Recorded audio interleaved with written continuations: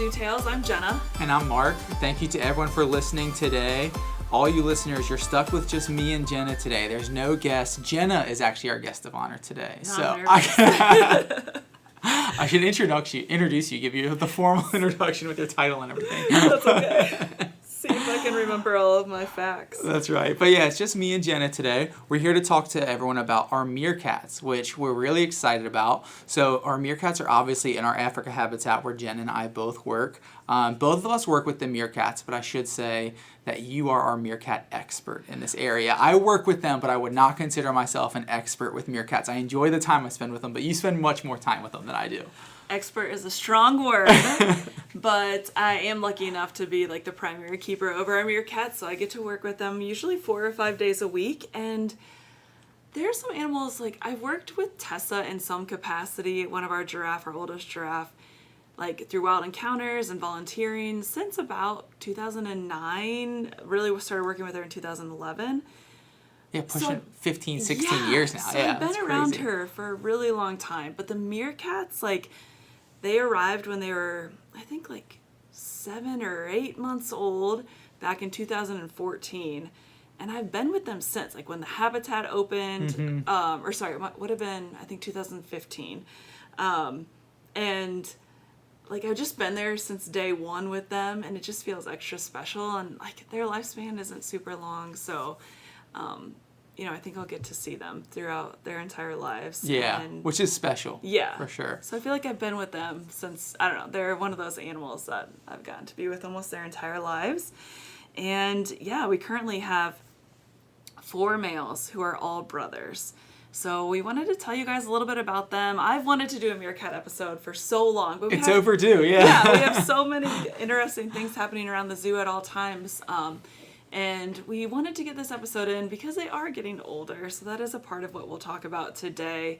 And just some of their natural history and their different personalities and all of that. But they're really fun animals to work with. They are. They're always so rewarding because, we always talk about something we do with all of our animals at the zoo. We hear us ask all our guests about enrichment. What are the animals' favorite enrichment? And for some animals, it can be really challenging to find enrichment that an animal will actually interact with or find fun and enjoyable. The meerkats, they're so rewarding because no matter what you give them, they're going to have a good time with it. They're so curious. They are. Maybe that's one of the reasons I've fallen for them is they're so fun. I love enrichment, and you can come up with so many fun things for them. They're very easily enriched, which is awesome for us. Definitely. Like you said, we're definitely going to get into our group here that we have at the zoo. But I guess we should still start talking about just meerkats in general.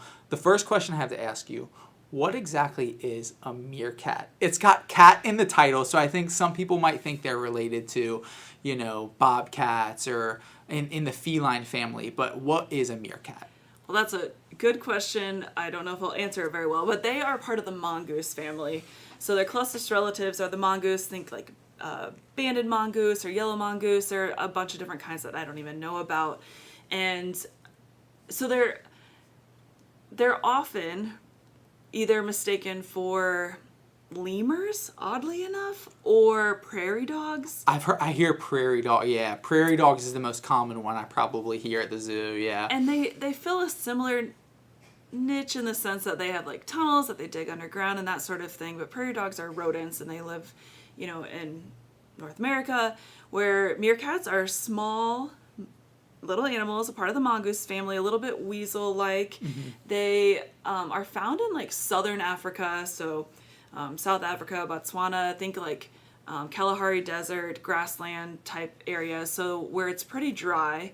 And there's so much to tell you about them that I think is really cool, but they have this tunnel system that they'll dig, and that's what they use for safety. So I think a lot of people will see them going underground and digging tunnels, and they're about the similar size to a prairie dog. I think they probably weigh a little bit less. I've never worked with prairie dogs, but meerkats are typically 2 to 3 pounds. Ours are closer to the heavier end of that because we make sure they're really well fed here.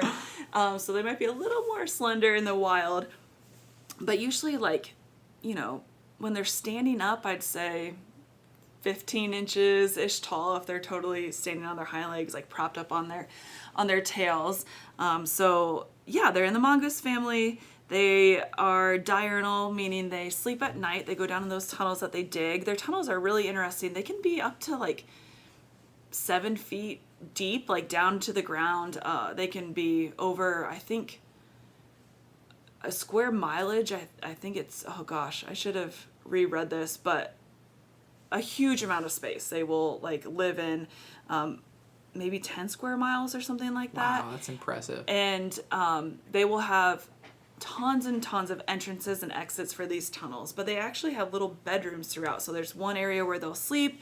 There are some that are like bolt holes, so they'll have a bigger entrance for their tunnel where they can just bolt to if danger comes, and a bunch of meerkats can just squish in really quickly. They have nurseries. They have areas where they go to the bathroom and like keep themselves tidy. That's always the most interesting one to me is like they have their own bathrooms underground. Like they're smart enough not to use the restroom where they sleep, that kind of stuff, you know? Yeah, so they have these really intricate tunnel systems, and not only does it keep them safe, so they have a lot of predators, you know, they're very small. Think of Timon from The Lion King. When people come, actually, they always ask if they're full grown. And I'm like, yes, they are. Like these guys are 11 years old at this point. They're full grown, but they see them on like Animal Planet, the Meerkat Manor, Meerkat Manor was so popular back in the day, and I think the camera angle just made them look larger than like when the camera zooms in, you know, and you just see it's just the meerkat. There's nothing to kind of like size it next to in frame. You're like, oh man, that meerkat's like 2 feet tall, right? Yes. But no, they're really little guys. Yes. That's funny. I hear that one all the time too. Is like people will be like, oh, look at the babies. They're babies out there. And I always just gently give them they're actually full grown guys. Right. Oh my gosh, one day I hope we have babies here. But they don't stay babies for long. So I think they look full grown after 6 months or so. You wouldn't even know they grow pretty quickly. Babies. Yeah. But ours are all full grown. And so they have these tunnels that help keep them safe in their bedrooms and all of that, but it also helps with keeping warm or cool. So, you know, if they go to a certain depth, those deeper tunnels that are about 6 feet underground kind of keep more of a constant temperature because it can get really cold at night in the desert. But it can also get very hot during the day. So they can come down to cool off, but they can also, you know, that's often when you get here. If you get here early in the morning, you'll see them kind of relaxing, laying back with their bellies towards the sun, either like propped up on their haunches or like standing. And they have really thin fur on their stomachs and like dark skin underneath, so it absorbs all the sunlight. So you often see them come out during the mornings, and first thing they do is go find the sunny patch in their yard and stand up and like get their tan on. Yeah, they're sunbathing out there. But if it is really, really hot, you'll often not see them because they're underground. And we do allow them to dig their own tunnels here. Or they'll find like a cool rock or dig up some of the dirt that's like kind of cool a few inches below, and then lay out flat on their bellies on like the cool rock or the cool sand too to cool off. So yeah, they are diurnal. They go underground for safety at night, or if they see a predator such as like hawks or eagles or jackals, sometimes snakes. And they have a lot of really cool adaptations. Speaking of snakes, they actually are like have a certain amount of immunity to venomous snakes and scorpions, so they can fight off venomous snakes. They can survive a venomous snake bite. That's incredible. In a lot of circumstances, yes. I think sometimes they'll like be down and out for a few days, and you don't think they'll survive, and then they somehow like pull through. Their immune system is just able to counteract it somehow. It's pretty incredible. Yeah. Especially if you think like some of those snakes, you know, like rattlesnakes, puff adders, that kind of stuff. Those could easily kill multiple full-grown humans. You know, that's how much venom they have. But they bite a 2.5-3 pound meerkat, and they're not able to kill it, which is crazy to me. I don't understand the physiology of that enough to explain it, but it is incredible. A very cool adaptation they have. So I mentioned the scorpions too. They actually will eat a lot of scorpions, so they have learned to kind of catch the scorpions in a way that they don't get stung, but if they do, they can typically survive a sting from a scorpion. But they'll teach their little ones how to eat them by bringing them a scorpion that's alive but with like its tail bit off, so that the babies can't get stung. Oh, that's interesting. Or kind of a stunned scorpion, so they learn to fight it off because of the like little, I guess, are they pinchers on a scorpion? Yeah, it's the stinger. Yeah, like no, on the like their they're like claws, mandibles, I guess, or Not mandibles. No? 'Cause mandibles is mouth. Yeah, I guess they would be considered claws. Yeah. Pinchers? Yeah. Like those can actually get meerkats. Or that's a defense mechanism that scorpions have. And so they'll teach their young how to eat those by kind of bringing them stunned or injured ones, and the babies learn how to eat scorpions and are still somewhat immune to them. That's crazy. I didn't realize that was a learned behavior. I just thought it was kind of instinctual. They're just in this environment, they know how to handle those things, but that they actually teach their young. Yeah, they'll That's bring incredible. them back. It's super cool. I feel like I'm all over the place with the facts, but there's just a lot to talk about, though. Yeah. But what would you consider as like? So you've mentioned like they go underground. What is kind of the social structure of the meerkats? Like they live in these big groups you mentioned. Like what is the role of each individual? Who's in charge here? That kind of stuff. So a group of meerkats is called a mob or a gang, so they're pretty cool. They're pretty tough. And it can have up to 40 or 50 individuals. I don't know that that's common, but usually like between 10 and 30, I think is pretty common for a meerkat mob. And there's typically a matriarch, so it's a female-dominated species, and they can be really, actually pretty severe with one another. And if the non-dominant female gets pregnant, she's likely either going to be injured or her pups will be killed, or the dominant mom will take them from her. They're very territorial, so they'll mob together and try and scare off other meerkats if they come in their territory. But so it's typically a dominant female and a dominant male that will reproduce, and then there isn't like a huge, I guess, like when it comes to the males, there is a hierarchy, but it's not super strict as far as what I've read. But we could definitely see in our mob, like who's the boss and who's the bottom guy, and then the middle ones are just kind of a little more fluid. There, yeah. And typically they'll have like 2 to 5 pups per litter, and the whole mob will help take care of the pups, which I think is really cool because the mom will need to go and hunt and eat. I think they lose like 5% of their body weight overnight. Their metabolism are so fast. So the moms need to eat a lot in order to nurse her baby, like provide milk for her babies. So they have babysitters, and the dad will be really protective of the babies or the pups. A baby meerkat is called a pup. So they work together, and they'll work together to fight off venomous snakes. Like they'll just start attacking and biting a snake, like a bunch of meerkats all at once until it gives up and like goes away. Strength in numbers, yes. So they are like really social. They do have a little bit of a hierarchy, but there's a matriarchy, so the females are in charge.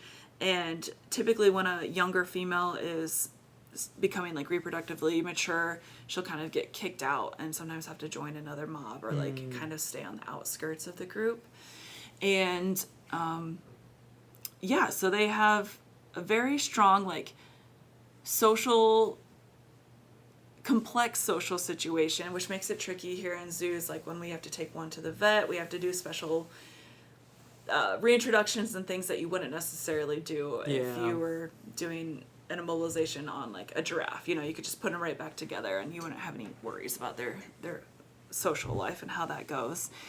I think that social complexity, I think that's one of the reasons that like Meerkat Manor did become such a big show. I don't know about you, but I know I watched it like as a kid growing up when it was on TV. I always really enjoyed it. And it was almost like a soap opera, right? Like I'm sure they're painting it a little bit, right? I'm sure they're guiding the storylines a little bit, but there is a lot of drama, and there's always someone in charge, and there's someone to answer to, and everyone's kind of jostling for position in the middle. I remember it being kind of hard to watch. It was kind of intense and like sad at times.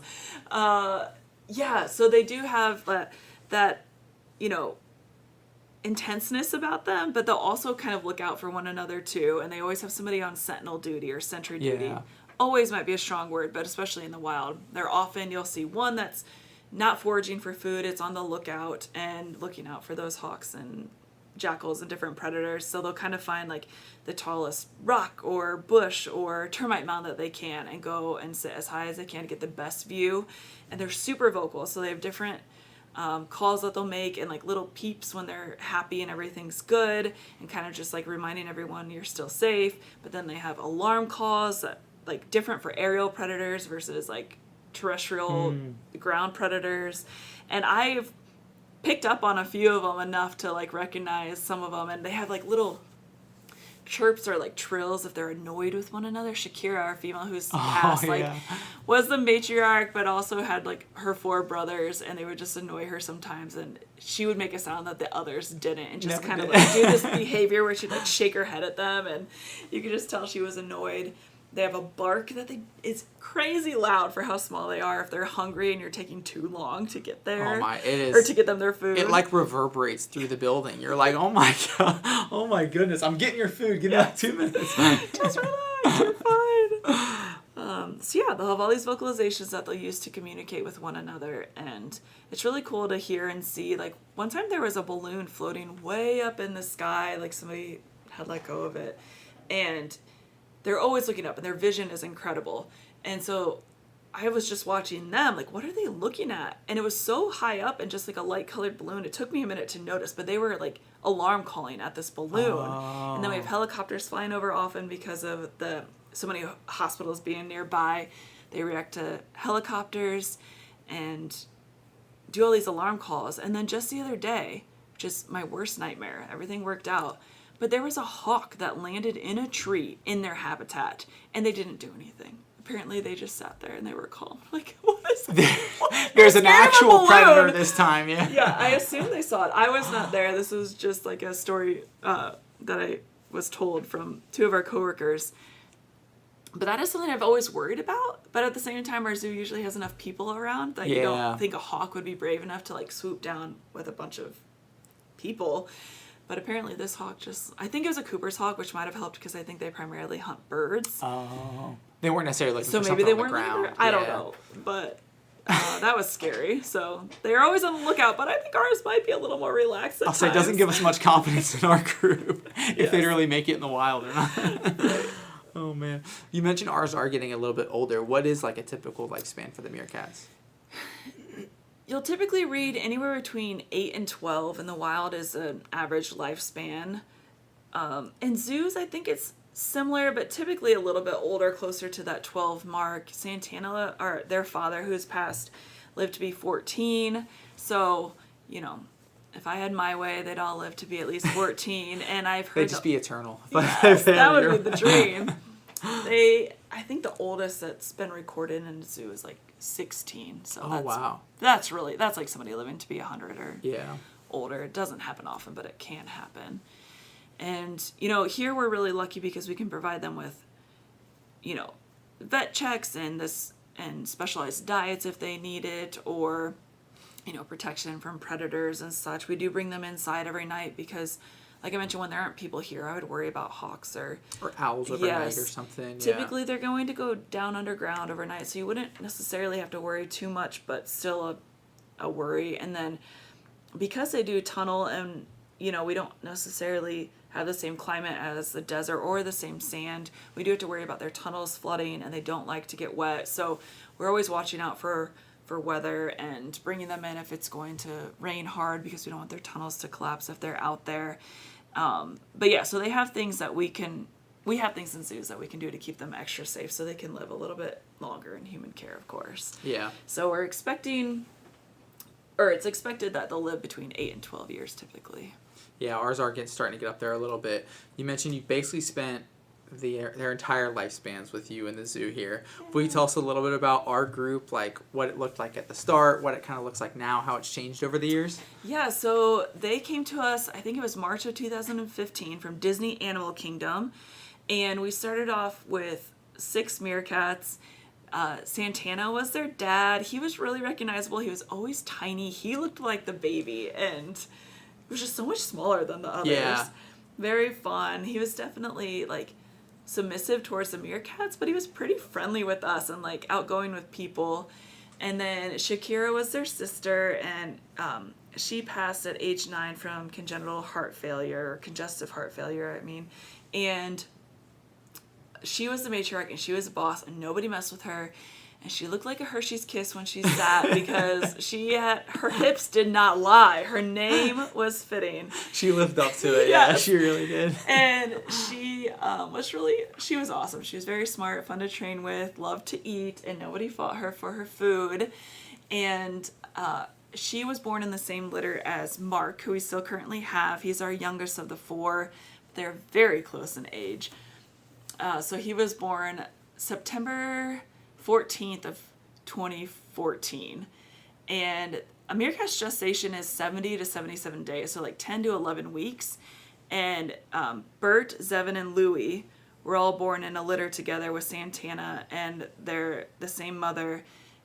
So she got pregnant with Bert, Zevin, and Louie, gave birth to them roughly June 23rd, because it's underground, so I don't know. Exact dates are tricky, yeah. But we say their birthday is June 23rd. She must have gotten pregnant immediately, like within a week, and had another litter with Shakira and Mark in September. So they are all 11 years old now, so we consider them geriatric. They all have really like different personalities. When you look at them, people always ask, like, how can you tell them apart? One, I've been working with them forever, so after you get to work with them for a certain amount of time, it's just easy to pick them out. But it did take us a while to like recognize them, because they came to us and it's not like they were wearing name tags. So they have a microchip and a transponder we had to go through and like match, like get them comfortable with us.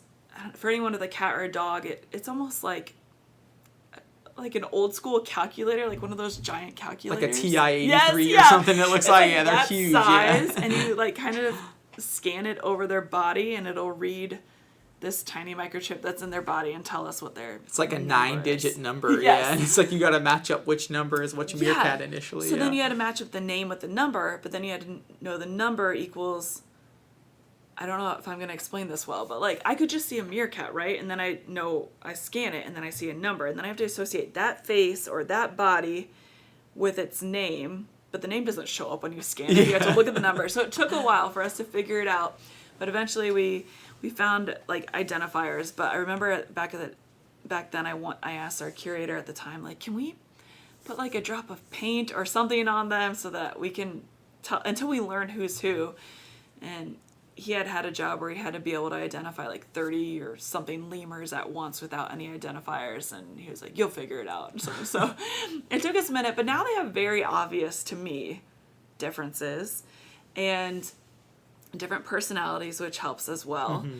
But Mark, for example, is one of the easiest ones to tell apart. He is the youngest, and meerkats, the males, as they age, their noses go from pink to black. So he's still, even though he's plenty old enough to not have any pink on his nose, he has a little bit of pink at the bottom of his nose, and the rest of his nose is black. But he also came to us with like a broken tail. At some point his tail broke, so he has an actual like a kink. We call it a kink, like a bend where it broke and didn't heal straight in his tail, at the base of his tail, closer to his back. So that's a really easy way to tell him apart. He also has a couple of like scars where there's just some fur missing on his nose that you'd have to be pretty close to be able to tell that. I think that's a good identifier for us. He's also very brave and smart, and he's the boss and doesn't take crap from any of the other meerkats. And that's, one way that we can tell him apart too. And then there's Bert, who I know you're not supposed to have favorite animals, but I have a favorite animal. We all do, yeah. I have a favorite, and it is Bert. And he always looks like he's smiling, and he really doesn't have any other identifiers. He is just Bert. He has little fangs that come out, so you can always see his top canines sticking out, and he's the bravest and like the friendliest, and I can just look at him and tell. But for me to explain it to like the public, he just looks like he's smiling. He's one for me that's almost easier to identify based on his behavior Yeah. versus like his actual physical characteristics. Yes. Like I'll watch them interact with each other and then run around the habitat for a second. I'm like, oh, that one's Bert. Like just because the way he's acting. Yes, definitely. And then there's Louie, who is definitely the shyest of all of our meerkats as far as being around people. He's often on sentinel duty. He's the one who's on the lookout. I think he's just a little more nervous and always paying attention to what's going on around him. And he has a little scar over his nose. He's definitely the chunkiest at this point.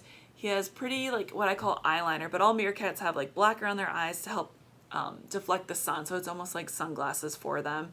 And they also, I didn't mention this before, but they have a nictitating membrane, so an extra, like, eyelid that helps them when they're digging in the sand, because you can imagine that, it's very dusty in the desert, and their ears can close too, so it helps them keep sand and dust out of their eyes and ears. And he's interesting because he's always on alert, and he's also the best hunter. So they'll find like extra food every once in a while that just happens to land into their habitat, and he has caught a praying mantis, plenty of cicadas, several birds over the years. I've never seen him catch a lizard. I don't know if we've ever had any of... We have the European Lazarus wall lizards everywhere, but I've never seen them in the habitat. But meerkats, I don't know if I mentioned this or either. Did I talk about what they eat? Oh, yeah, diet. Yeah. Yeah, so typically in the wild, they're going to eat a lot of grubs. I mentioned scorpions, but insects and little lizards, little rodents, eggs if they find them. They actually don't need to drink water, and they'll get a lot of the water that they do get from like roots and shoots or like a certain type of melon. And so here, of course, we give them water, and it can be used. I saw this really cool documentary on PBS where they trained... Meerkats are so fun because they're like kind of friendly if you work with them. They really get, are, like, yeah. Habituated to humans, I guess. They're not domesticated, but desensitized. So these researchers and scientists and like camera crew people were following around a certain group of meerkats long enough that they became comfortable like sitting on the cameraman's shoulder to get a better view, looking for the predators. You know, there's really cool footage. But they actually used water as a reinforcer instead of food. Oh, and they wow. like got this meerkat comfortable enough that they were able to put a collar on him with a camera, so they got underground, like in their tunnel footage, by providing him with water. That's incredible. I need to look this up. That's It was incredible. it was on PBS, and it was a show they did it with multiple animals. What is it? It was, but they somehow got cameras on each of these. I think there were 4 episodes, like chimps, cheetahs, meerkats, and maybe penguins. But the meerkats, they just got them comfortable, these wild meerkats, enough to allow them to put collars on them. And they almost use like the water as the limiting resource, right? Because in the wild, that's the resource they would come across the least. So that makes sense that would motivate them so much. And it was super high value for them. So where was I going with that? I got distracted, but they're super fun. And But yeah, their diet, and who's our best hunter out on it? So Louis is our best hunter. He's definitely the chunkiest. He loves peanut butter. He loves egg. And the other meerkats don't love egg. They'll eat it every once in a while, and it took them a long time to want to eat peanut butter, but he was the first one to try it. So he's our most adventurous eater, but the shyest around people. And then Zevin, by the way, these were all named after musicians. I don't really know who. Shakira was obvious. Santana was obvious. We say like Louis Armstrong maybe, and Mark Anthony maybe. Apparently... That would make sense, because weren't Mark Anthony and Shakira... Oh, they were a thing, so that would make sense if they were brother and sister. Okay. Right? Like they were born in the same litter. That would make sense. Bert? I don't know. Bert? That's a good question. The reason I bring this up is because Zevin apparently is actually named after Warren Zevon. Oh, I don't know who that is, but a guest taught me that one day. It's a band member of something. I don't know who that is either. That's a good question. But it's he Zevon. had been Zevin to us for years, so his name is still Zevin, and it will always be Zevin to me. And Zevin is just like the really easygoing, like doesn't cause any trouble, because Bert can cause trouble sometimes with Mark trying to think he wants to be the boss, and Mark is like, you're absolutely not the boss. And Zevin is friendly and brave and around people, and he's a good boy. He has the prettiest, I think, like markings around his eyes. It kind of looks like he has like a winged eyeliner on. His face is really fluffy, and his tail is thicker at the end. I always say it looks like he has a bulb at the end of his tail. So rather than getting like more slender or slim, his tail gets thicker at the very end. So that's the way you can tell him apart. Louis has, I don't know if I mentioned, he has like a scar above his nose. So that's pretty much, but his behavior is a really good giveaway too. Zevin is really fluffy to me. I feel like he's always puffed up. You would think he would be the like heaviest weight wise, but it's just like his fur. Like Bert is second heaviest, but he has the sleekest like fur, so he doesn't look bigger. But yeah, it's always interesting to me because like you would think Mark being the dominant one, you'd think he'd be the heaviest. You think he'd be the biggest of them all, but like, is he the smallest or second smallest? Right? I mean, it fluctuates a little bit, but they're very close. It's like in kilograms, I think he's 1.31, and then Louis is 1.36. So it's not a huge difference, but for that size, I mean, that's a notable difference. Yeah. It's funny you had mentioned like what we see them eating out on habitat, and like, you know, if they dig up an earthworm, they just dig up an earthworm and Yeah. they get to eat that day. So which is, I think, a really fun and rewarding part of the habitat for them, is they can just kind of forage for their own food. I do remember this summer that we had cicadas, where like the brood was all cicadas all over the zoo, and the meerkats just gorged themselves. Like, they had the best time. Yes, it's very natural. I think, yeah, their habitat is awesome. We mentioned that they'll play with anything, but also their habitat is naturally enriching because they do Yes. get to dig. People often ask, how do you make sure they don't dig out? There's a dig barrier. It's like 1 by 1 inch steel mesh underneath that goes down like 10 feet, I think. So they can dig really, really far. There's obviously bugs that just make their way in there, birds even for Louis to catch every once in a while. And yeah, we can scatter bugs out there for them to look, but we can also do toys and such, which we keep a lot more inside because there isn't as much to do inside, and that outdoor habitat is so fun, and there's lots of opportunities for natural behaviors out there.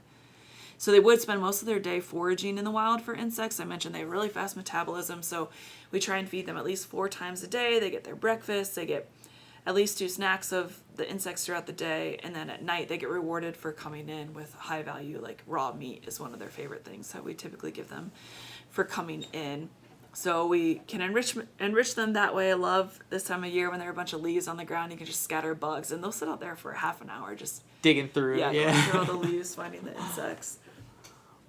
We talked about how they do love enrichment. Do you know if there's like a favorite item that you've noticed they have, or like, it is tricky to say what's their favorite because they interact with everything so much, right? But I think anything that has to do with insects, of course, is fun for them.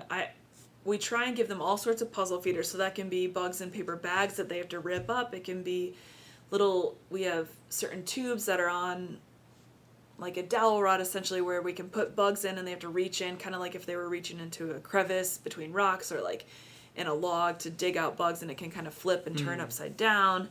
We do a lot of like just scatter feeds in a bunch of straw or leaves or whatever.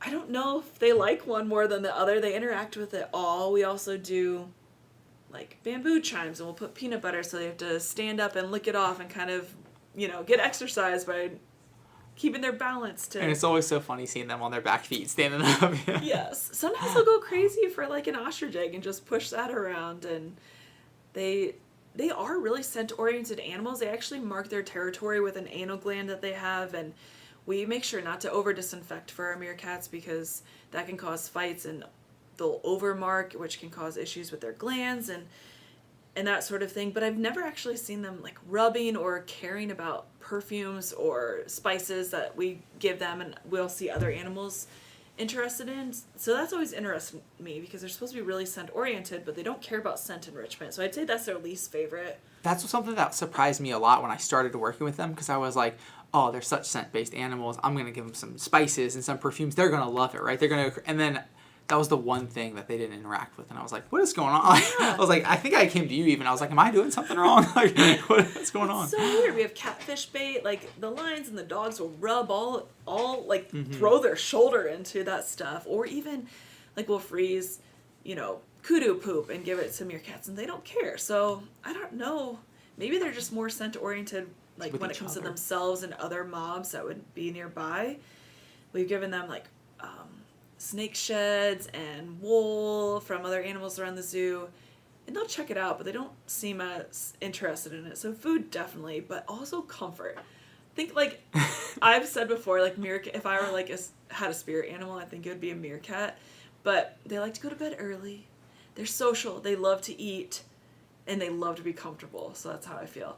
And they will use blankets and comfy piles of straw and just get as comfortable and close together as possible. They love to cuddle. They're cuddle bugs. So I don't know if that's super enrichment, but it's something that they definitely enjoy, and we make sure they have multiple options for beds every day. It is fun to be able to like provide the material for them and then see them kind of make their own beds. Like we've given them, different substrates, wood, wool, mulch, straw, whatever it is, and they'll make the configuration themselves. I feel like we just provide the material, right? And they're like, all right, we'll just scooch in here somehow.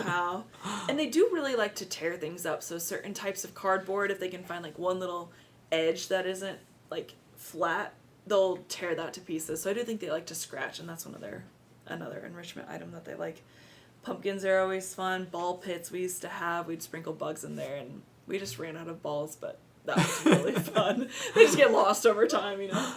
But yeah, and little puzzle feeders that you might give your dogs or cats that they have to push around, and bugs just kind of fall out as they're like little eggs. Little that calm roll toys around. too, yeah. Yeah, they're really fun. I just said something I forgot to mention before. Now I lost my train of thought.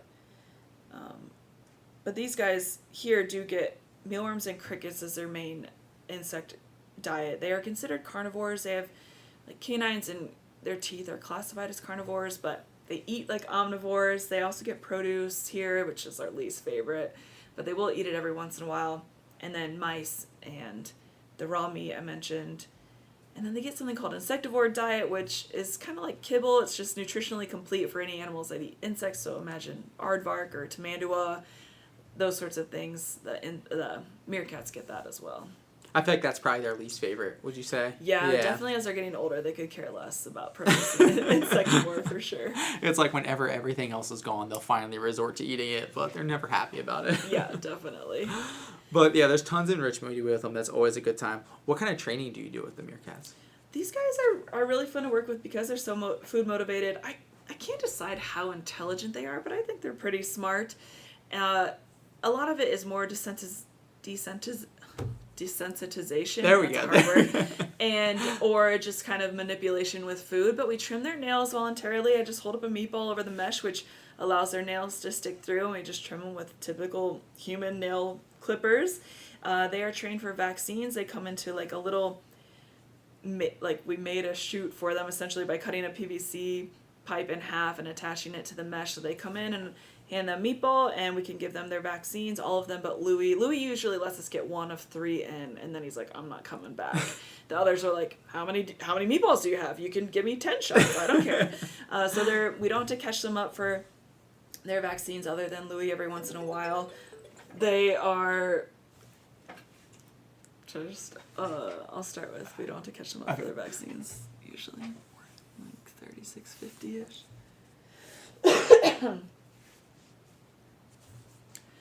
So we don't have to catch them up for the vaccines usually, just Louie every once in a while. And then they'll stand on a scale. It's actually tricky to get them off the scale. So we have to make sure they take turns and toss bugs far away and then get one on the scale. We used to do some target training or station training where they each had their own station and their name and a color.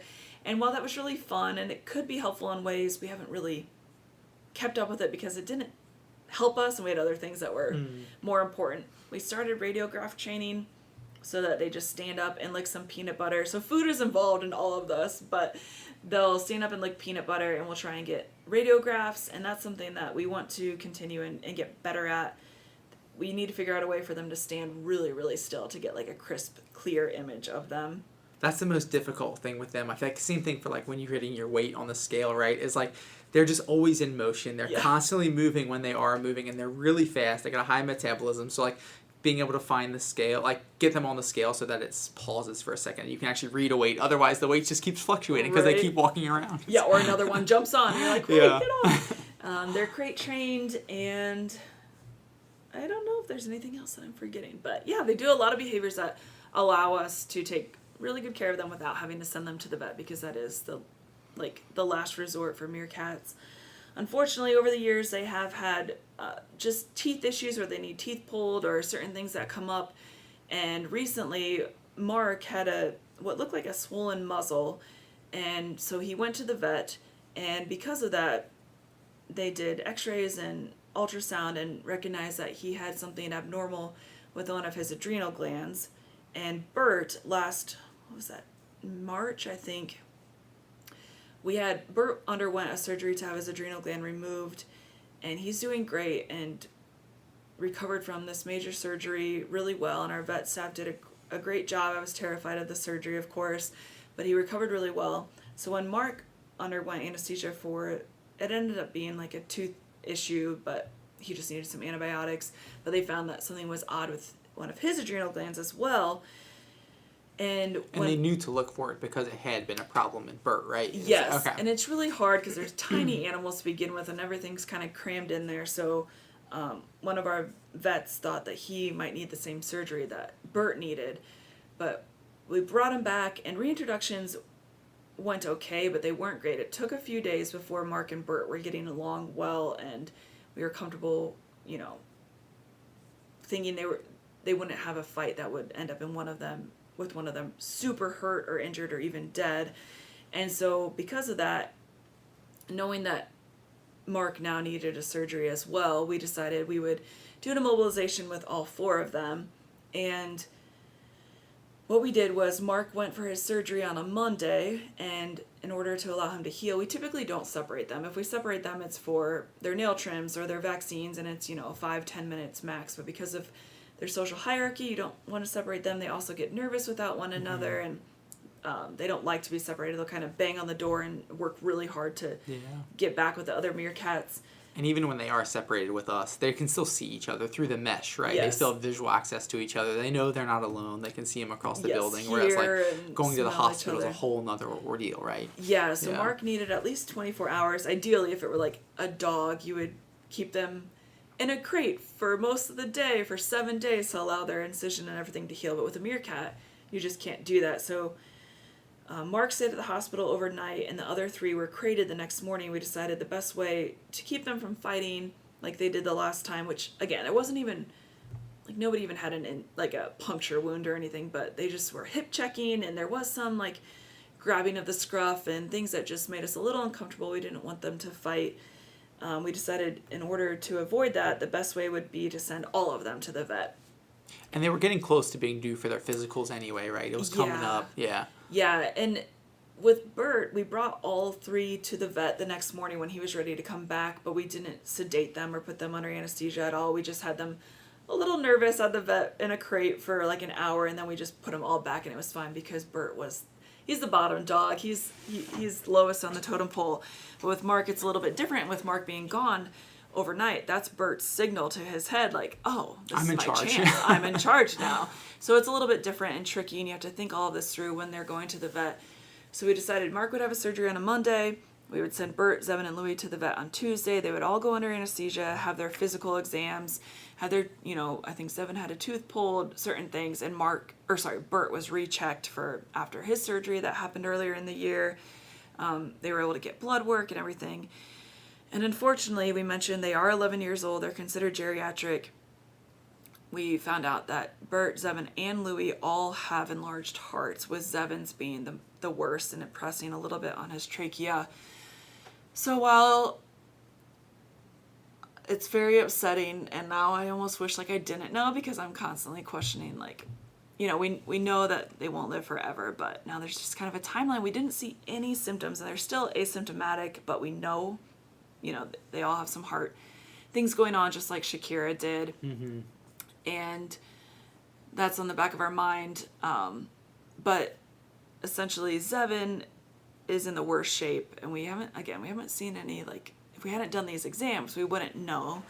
But it's not fun to talk about, but we did want to let everyone know that we do a lot of preventative care here. We are taking the best care possible of all of our animals, and because of these exams, we now know about 3 of our meerkats maybe being closer to the end of their life than we would hope for. Mm-hmm. So we wanted our members and all of our listeners to know, like, we don't know how much longer we'll have with our boys. And they are on medication, which they're doing much better, knock on wood. It's been really tricky. After those exams, they came back and they were kind of spooked. They weren't eating like they usually did.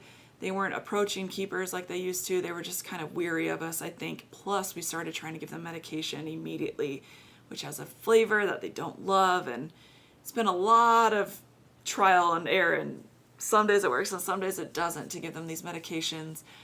Bert and Louie, of course, who are doing a little bit better heart-wise than Zevin, have been pretty great about taking their meds consistently at this point. Zevin, it's like a new thing each day. Some days he'll take it in peanut butter, some days he'll take it in a mouse, some days he'll take it in meat, and they have to do it twice a day, and he's on an extra medication.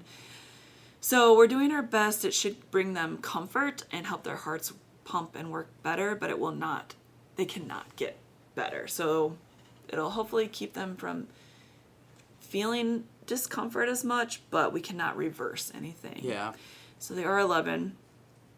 The best guess is they'll live anywhere between 3 and 6 months, but that's going off of cats and dogs, and our vet staff has reminded us it could be sooner or it could be a year from now. So at least we know to look for the signs, and we can keep them comfortable and also make sure they aren't suffering if they get to a point where if we didn't know about their heart issues, you know, we might be like, is this something? Is it not? But now we'll know ahead of time. And really not looking forward to that day. And especially because of the meerkats being so social, you really don't want a meerkat to be alone. So we're going to be looking into our options. And meerkats are not easy to move from zoo to zoo either. One, because of social hierarchy, we typically move them when they're under a year old. Typically between 7 and 9 months is the best age, I guess, according to real meerkat experts that have been doing this longer than I have. But also, for whatever reason, like, I know the reason, but I don't understand it. They're considered an injurious species, so they have more permits and like paperwork that you have to go through with Fish and Wildlife than you do to have lions. So Which in is order insane. to transfer a lion to another zoo, it's pretty simple. With meerkats, they have to go through all these permits, and it's very tricky and timing wise. And it's with the federal government too, Yes. so all this stuff takes longer and longer. Yeah. Yeah, so just bringing in another meerkat, one, you'd have to have the right age, the right gender, the right, you know, compatibility, and just have a zoo that has that available. But then to get through all the red tape, it can be trickier. Mm-hmm. And so we're not sure how to go in the future. You know, when we get down to 2 meerkats, it'll be like a really tricky time, and For sure. a lot of hopefully moving parts to allow one to never be alone, but we just don't know how we'll have to manage that in the future, which is tough. Yeah, we're definitely cherishing the time we have with our boys right now. The only, like, I understand completely what you're saying when you're like, I mean, I almost wish I wouldn't have known, right? Because what we didn't know before, and they weren't showing symptoms, they were all getting along just fine. The only, like, kind of solace I take is, like, you know, hopefully these meds will keep them from experiencing negative symptoms down the road. Yeah. Whereas, like, down the road, things may have gone downhill pretty quickly, whereas now, hopefully, when that does happen, we can keep them from suffering and keep them as comfortable as possible. Right. Yeah. There won't be like much of a sit and wait. You know, like if Yeah. an animal is sick, you don't want to like jump to, you know, they're done. And so you might wait a week if they're acting ill or something. Mm-hmm. But these guys we know what symptoms to look for, and if we start to see those, we'll know we have to How make much a time? decision. Yeah, exactly. But they're really fun animals. I mean, Bert and Zevin, like I mentioned, they're really friendly, and sometimes they'll sit on our laps. They don't really like to be pet or anything. And Bert and Zevin every once in a while like chin scratches if they're in the Yeah. right mood. You have to know. I love it when they'll like flop on their backs in the perfect weather when it's like 70, 80 degrees. Sometimes you'll see them just like sprawled out on one another or wrestling, and I don't know, they're just super, super fun. One of the animals that can't kill us, which is kind of an extra special thing in our department. You can actually sit with them Yeah. and really get to know them. And so yeah, just on a happier note, they're just really fun animals and super, super interesting, big personalities. For sure. You know. For their small size, I know they've got outsized personalities for sure. They're a ton of fun to work with. Yeah.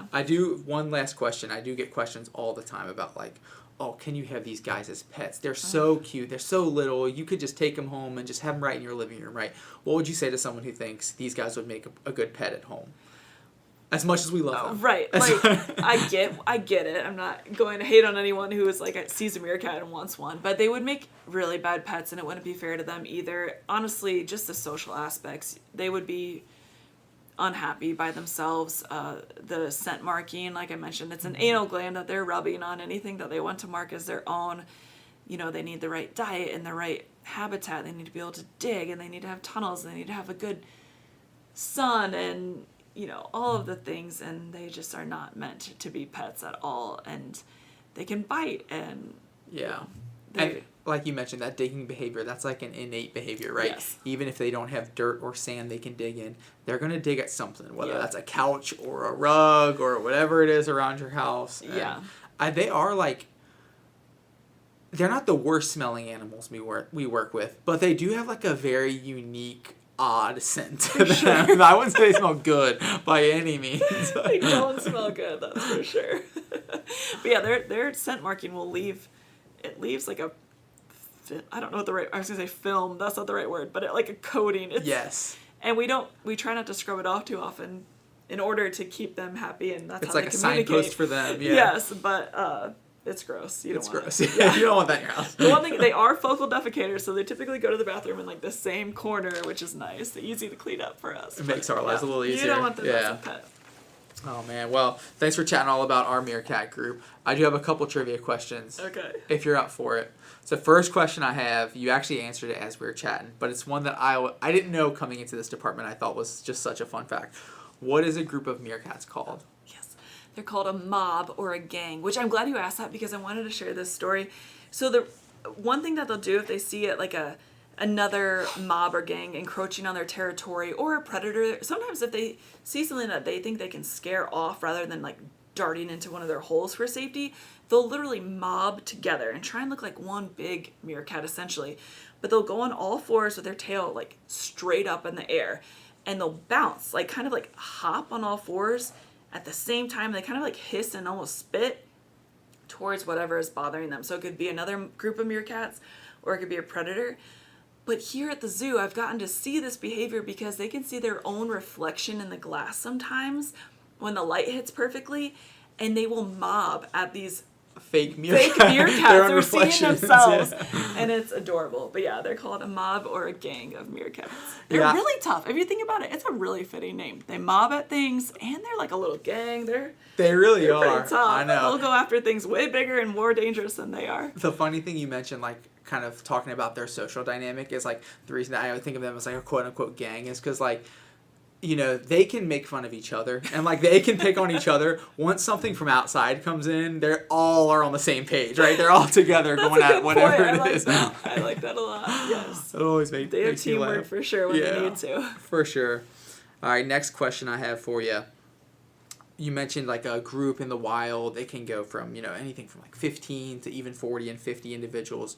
What is the largest mob on record? Oh. So there's a mob that researchers studied for a while in the Kalahari Desert.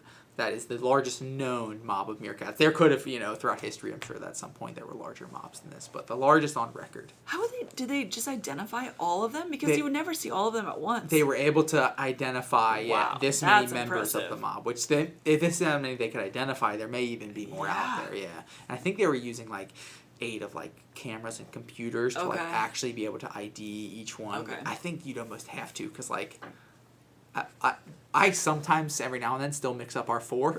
So I can't imagine knowing that'd 40 or 50 of them. Yeah. A lot of time and effort. I don't 67? You're a little low. Really? It's actually around 120 members. No way. Yeah, which is insane to me. Like, could you imagine 120 of them? No, that's a dream. I gotta go. That's heaven for Jenna. Yes. Just sleep out there and hopefully they'll use me as a termite mouse. Yeah, it's like you said, it's impressive that they're able to even identify each one individually. It's super impressive to me. Next question I got for you. You mentioned a lot of vocalizations that they have. How many different specific vocalizations do meerkats have? I think it's 14. You're right on. Okay. Yeah, it's so like a study by Smithsonian, they were able to find between 14 and 16 different vocalizations that they have, which is, I can't necessarily identify 14 different ones, but I could definitely hear them make probably like 6 or 7, maybe even 8 vocalizations that I could hear them and I'm like, oh, I know exactly what that means. I know whether it's someone bugging each other or them trying to communicate with us. Yeah. Right. Yeah. I can't imagine, or I can't think of 14 in my head, but yeah, I'd say 6 or 7. I could definitely like. For sure. And like the different alarm calls, I do think that's interesting because I can tell the difference between their alarm calls too. Yeah. Yeah. We used to have, I don't know, more time. We sat with them a lot more. I feel like in the past years we weren't quite as busy, and you could almost just see them having little conversations and know like what's going on. It was so fun. I know, they're always so fun to watch. All right, last question I have for you. What is the name of the famous meerkat that taught us all about the way of life, known as Hakuna Matata? My favorite Disney character. Is it really your favorite? I mean, that makes sense. It's hard to say any others I like more, but yeah, I love Timon. Timon. I love Pumbaa too. Interesting thing I didn't realize about Timon. Timon was actually based off of an individual meerkat. No way. Yeah, so as they were making the movie The Lion King for some inspiration, they had gone to a couple of different zoos, and they apparently they went to a wildlife sanctuary in California. and one of the animators fell in love with this one meerkat in particular. I he's was like, probably I'm gonna like, make a "Where is character. I'm gonna make a character after that meerkat. So. Oh my gosh, have you seen Lion King 1.5? Oh, it's incredible. Oh my gosh. Yeah, the songs So, they like all that, the. I love it. I think my shout out to Rachel, my sister. Every time Rachel sees the meerkat, she just instantly starts singing "Dig a Tunnel." Yes. The song. Dig a tunnel. I love that. Yes. Oh man, yeah. Spot on with trivia today. You killed it, Jenna. Woohoo. Thanks for teaching us all about our meerkats. Obviously, we always love enjoying. I even learned a few things today, so that was really fun for good. me. I know. Wait, I didn't get the biggest mob. I didn't know that one. Oh yeah, how dare you? You didn't miss one question. Oh man, do we have anything else for our listeners while we're here? One final question. What can I do? How can I be a better steward of the earth? How can I help the environment, whether it's out in the world or just in my backyard? Sorry, I was thinking, do I have anything else meerkat? I jumped the gun. Do we have anything else meerkat? I hope I covered it all. Well, I hope I gave all the right information too. You know, sometimes you work with an animal for so long and you're like, did I just make that up? No, for what can I do? I think we've done this before, or I know we've done this before, but I don't know when it was. But it's like the perfect timing. All of the leaves are falling today. It is literally snowing. And we just had beautiful leaves, fall leaves yesterday. But something that every year I see my neighbors and I just want to go and educate them a little bit. So I want to educate everyone here, remind everyone, leave the leaves. Why are we taking natural, nature-made things and putting them into plastic bags that then go to the dump where it actually causes all sorts of issues? And anyways, the leaves are great. They are great for your soil. You don't need to buy fertilizer. Leave your leaves over the winter. Just leave the leaves.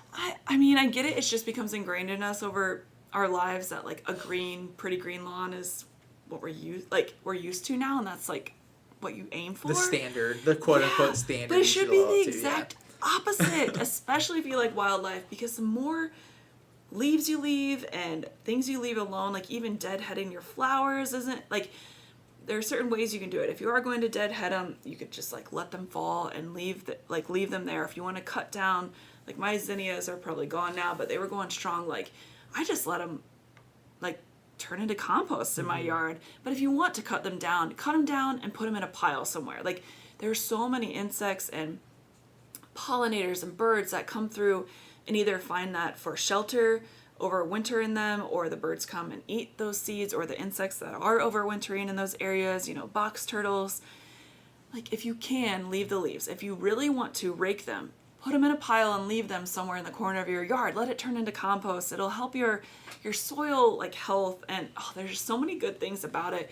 If you have a bunch of sticks, like stacking them up and like putting them in a pile actually makes great habitat for snakes and then mice or little toads or things to overwinter, or just in general like draws wildlife there, and then if it brings in mice, then it's going to bring in the snakes. And I just like all the things. It's just so good, and you'll get to find them and see them. Yesterday we did family photos and we were picking up leaves to like throw for our pictures, and we actually picked one up and we found some sort of, I think it was bigger than a yellow jacket, but like looked similar. I don't know what species it was, a wasp or bee, but it was curled up, attached to the leaf somehow, sleeping in it. Like that is, if you would go and flip all these leaves, you'd find a ton of wildlife under there. Yes, definitely.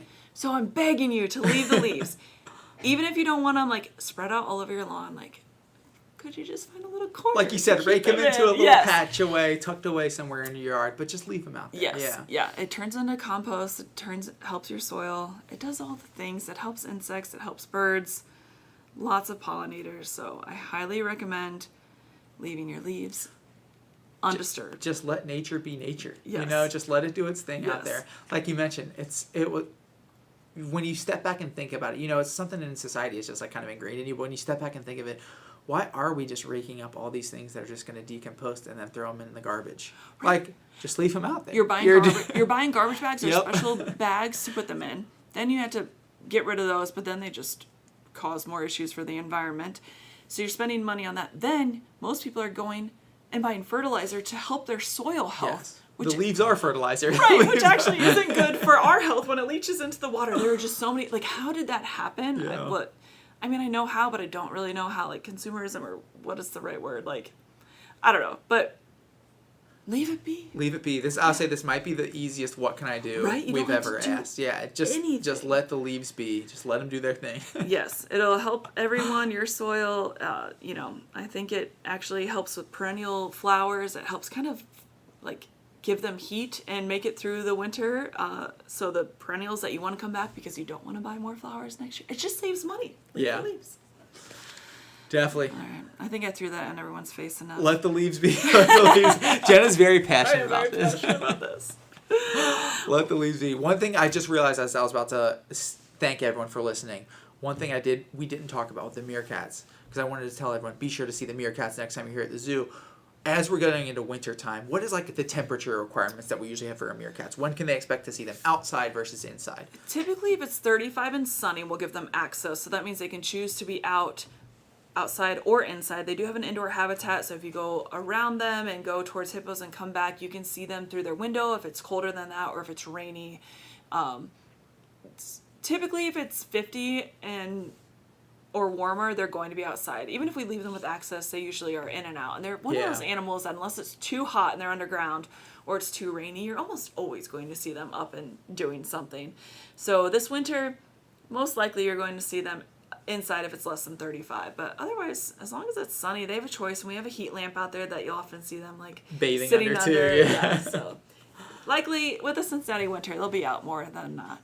Yeah, definitely come on a nice sunny day. You'll get to see them just sunning themselves. It's always the funnest thing to watch. So they're the best. So cute. Thanks for teaching us all about meerkats today, Jenna. My pleasure. Always appreciate your knowledge. Thank you to everyone listening at home. Thanks for tuning in to another episode. Please come visit our meerkats next time you're here. We love them. We hope you guys like them just as much as we do. Yes, definitely. Check out the meerkats. Have a good one. Thanks for listening.